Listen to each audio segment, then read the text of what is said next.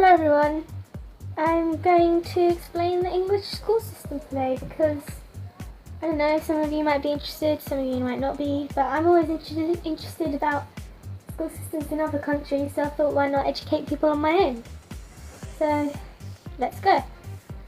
School year starts in September, and then for about 6 weeks we have school and stuff, and then at the end of October, around Halloween time, we have a week off, and then we return to school for another 6 weeks, and then a 2-week holiday for Christmas.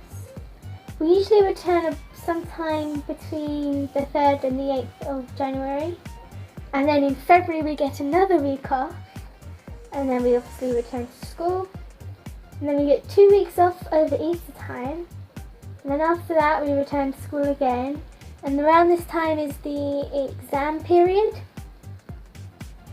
And then around July, middle of July, late July, around that time we break up for a 6-week summer holiday.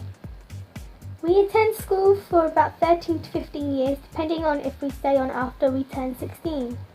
In most places it goes elementary, middle school, and then high school, right? Well, not here. Here we have primary school and secondary school. In primary school we have nursery, 3 to 4 years old, reception, 4 to 5 years old, year 1, 5 to 6 years old, year 2, 6 to 7 years old, year 3, 7 to 8 years old, year 4, 8 to 9 years old, year 5, 9 to 10 years old, and year 6, 10 to 11 years old. In year 6, we take exams in English and Maths called SATs. These exams determine what classes you'll be in when you start secondary school, because we have sets depending on how academic you are.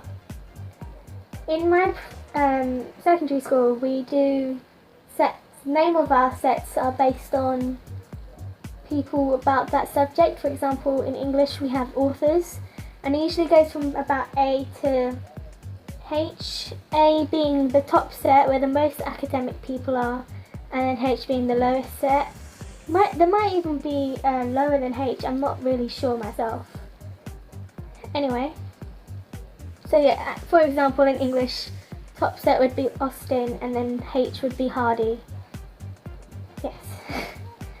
Secondary school is the most important part of education.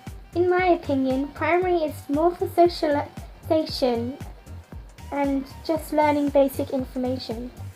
In secondary school we have year 7, 11 to 12 years old, year 8, 12 to 13 years old, year 9, 13 to 14 years old, year 10, 14 to 15 years old, year 11, 15 to 16 years old, and then year 12, 16 to 17 years old, and year 13, 17 to 18 years old.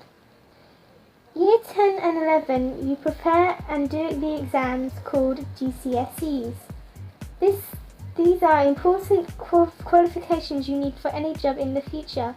In my school, you do the 3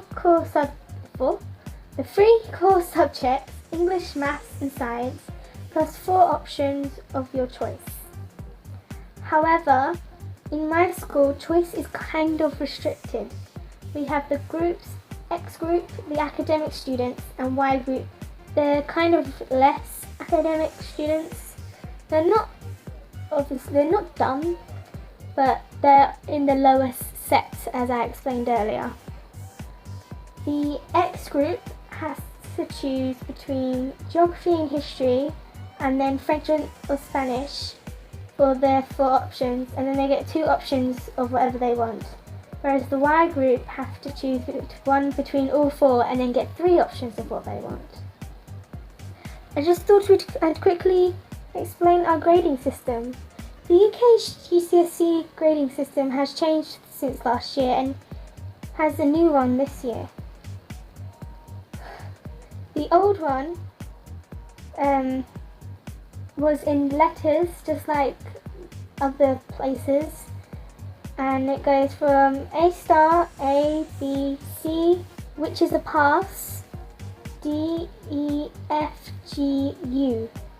However, the new ones are in numbers, like in Korea, well, South Korea, they use numbers, but they go, 1 is their top, whereas our top is 9, and then it goes down to 8, 7, 6, 5, 4, which is a pass, 3, 2, 1, and then a U again. It's hard to say which grade number is equivalent to which grade letter, as many of them overlap. So you might say that a 4 is passed, but it might just be 5. Now we are going to talk about post-16 education. There are 3 options. Do A-levels at school is the 6th form, which are year 12 to 13. Do A-levels at college, or do an apprenticeship and get paid while learning. For the 6th form, you get to choose any 4 subjects you want, as long as you pass that subject GCSE, unless it was a subject you could not do at GCSE. It also depends on behaviour and attendance on whether or not you are allowed to stay at school. Some schools are part of a consortium with other schools, which means if your school does not do the subjects that you want to do, you can go to another school's 6th form. Unfortunately, I do not know what happens when applying to college or an apprenticeship, as I want to stay on at my school. I will link to videos regarding this below. After you leave school or college, you now have the choice to get a job or go to university. Most schools and colleges encourage their pupils to go to university. However, the cost of university rises every year, and as of 2017 costs £9,250. With an apprenticeship, you can probably stay on at the job so long as you enjoy it and they allow you to. However, you can use your ex-boss as a reference if you apply anywhere else. I hope this has been helpful for you if you are thinking of moving to the UK to do studies or whatever. And yes, I hope you enjoyed and that you learnt stuff. Bye!